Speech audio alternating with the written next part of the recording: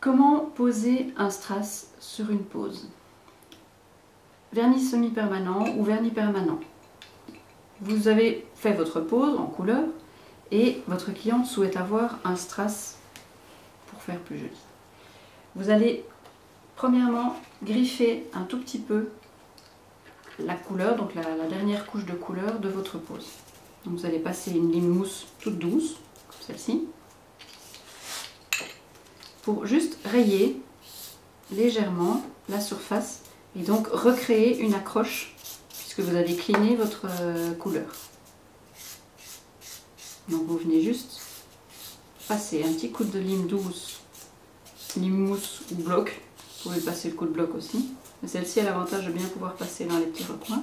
Voilà. N'oubliez pas les côtés, souvent c'est ce qu'on oublie. Et n'oubliez pas devant, sur votre bord libre. Là, voilà.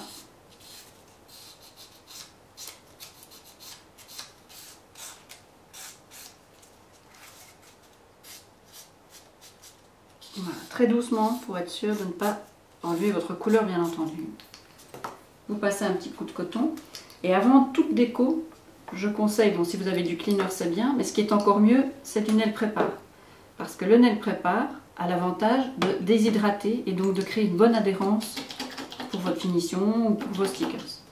Donc vous prenez un coton, vous venez bien déshydrater votre gel ou vernis permanent ou couleur.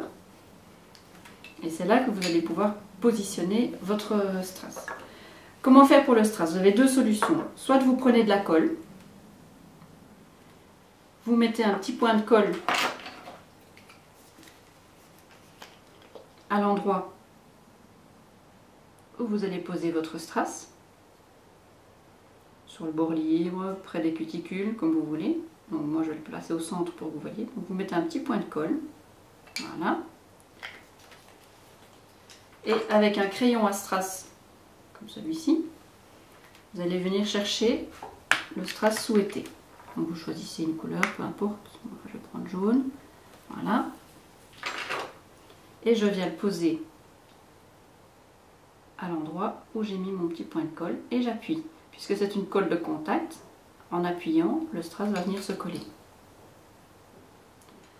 Lorsque j'ai terminé cette opération-là, je reprends mon gel de finition, si possible en sealer ou en finition avec résidu. Et je vais venir sceller mon strass tout autour avec du gel de finition.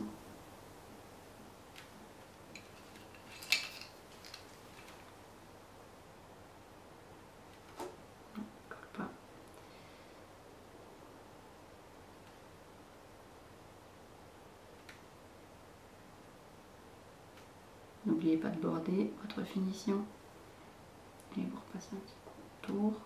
Alors si vous voyez que votre strass bouge encore, vous pouvez represser pour vraiment bien l'intégrer dedans et on vient resceller autour. Voilà.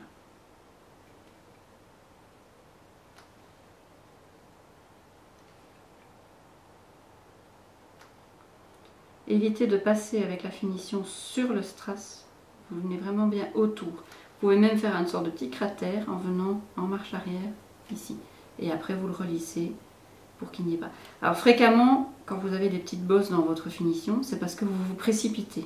Donc toujours passer tranquillement, bien border le contour de votre ongle, voilà. Et vous laissez le temps à votre gel de se poser. Vous lui laissez le temps de se lisser avant de mettre dans la lampe.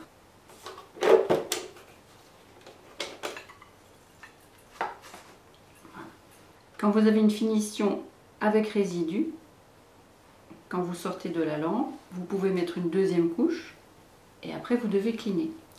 Si vous avez une finition sans résidu, ce qui est le cas de la mienne, quand vous sortez de la lampe, il ne faut surtout pas cleaner. Si c'est encore collant, c'est que la finition n'est pas catalysée complètement. Vous remettez dans la lampe. Si vous cleanez à ce moment-là, mais vous enlevez une partie de la brillance. Donc une finition avec résidu, on peut mettre une deuxième couche et quand c'est catalysé, il faut cleaner. Tandis qu'une finition sans résidu, On ne clean pas. Si ça colle encore, il faut remettre dans la lampe. Donc là, au toucher, c'est sec. Donc ma pose est terminée. Voilà. Donc là, je vois que ça a catalysé. Mon strass est bien intégré dedans. Je n'ai pas passé de finition sur mon strass pour éviter de faire un effet dôme. Donc je passe uniquement tout autour. Donc là, je l'ai collé avant avec de la colle. Et puis j'ai détouré tout autour avec ma finition. Une autre possibilité. Donc je recommence la même chose. Donc poser le strass sans le coller auparavant. Je griffe, donc avec une lime douce, une lime mousse ou un bloc, je griffe la surface de ma couleur, en veillant bien à aller partout.